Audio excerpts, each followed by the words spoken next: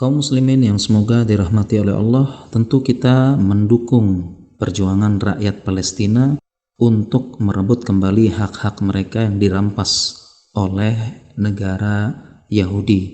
Kemudian ada yang bertanya, kenapa sih negara-negara Arab tidak menyerang negara Yahudi, tidak kumpul bareng-bareng bersatu kemudian perang melawan negara Yahudi tersebut? Jawabnya, dulu pernah terjadi peperangan koalisi Arab dengan negara Yahudi dan hasilnya dimenangkan oleh negara Yahudi, dan dampaknya negara Yahudi berhasil mencaplok beberapa daerah Palestina dan mengklaim secara sepihak beberapa area negara Palestina sehingga daerah mereka menjadi lebih luas. Dan sekarang pun pertanyaan tersebut kembali ditanyakan, kenapa seperti Saudi, Turki, dan yang lain-lain tidak menyerang negara Yahudi, tidak perang seperti itu. Bahkan ada yang mencela, menyindir, kemana Saudi, kemana Turki, kenapa tidak menyerang negara Yahudi? Jawabannya, perlu banyak pertimbangan untuk memutuskan perang, dan kita perlu bijak juga dalam bersikap dan menghormati keputusan mereka.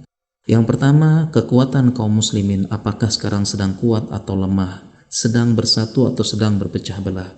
Kemudian yang kedua, peraturan internasional ini menyebutkan tidak boleh menyerang negara lain secara resmi. Jika melanggar bisa jadi menjadi alasan negara-negara lain yang benci Islam untuk menghancurkan negara Islam dan menyerang balik serta mengajak negara-negara lain untuk menyerang Islam. Apabila ada yang bertanya bagaimana dengan Saudi yang menyerang Yaman, jawabannya karena ada permintaan resmi dari Presiden Yaman meminta bantuan negara-negara Arab. Jadi bukan Arab Saudi saja yang menyerang, tetapi gabungan negara Arab itu membantu Yaman atas permintaan resmi dari Presiden untuk melawan Syiah di sana.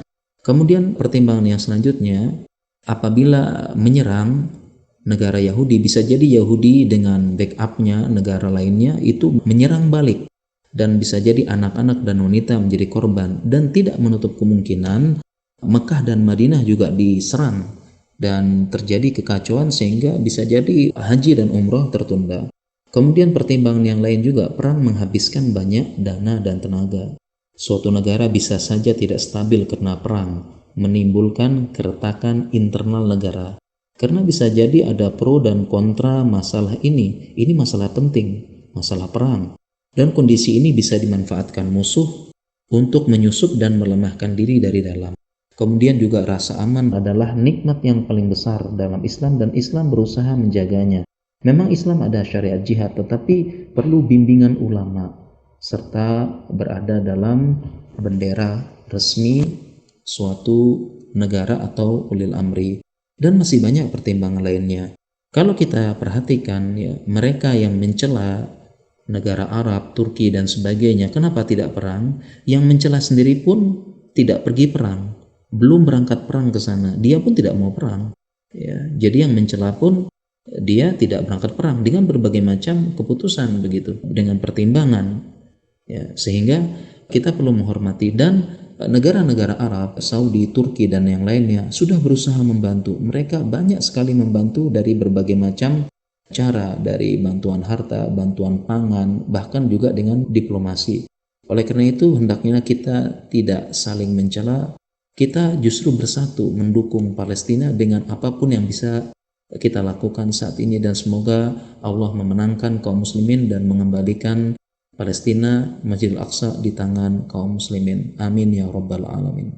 Suaminya pengen istrinya tuh cantik di muka umum sehingga dia bangga punya istri cantik. Yang pertama, perempuan kau cantik tapi bukan konsumsi publik. Yang kedua, ini suami ini termasuk yang disebut dalam hadis dengan namanya suami dayut. Suami dayut ini adalah suami yang tidak punya cemburu. Kecantikan istrinya jadi konsumsi publik, semua mata laki-laki memandang. Bahkan ada yang memandang dengan syahwat. Bahkan bisa jadi laki-laki lain membayang-bayangkan istrinya. Ini apa laki-laki nggak cemburu? Ini namanya dayut. Dan tercela katanya kalau dibiarkan terus, apa dayut la girota fi ahlihi, itu kata ulama. Definisi dayut adalah tidak ada giroh, kecemburuan dalam keluarganya. Dan katanya Rasulullah SAW, la yadkhulul jannah, enggak masuk surga.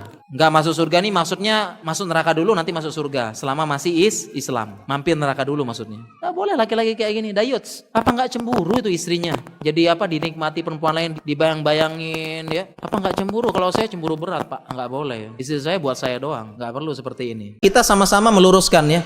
Propaganda teman-teman LBGT itu adalah mereka propagandanya mengatakan di pondok pesantren banyak homo dan LBGT. Itu tidak benar.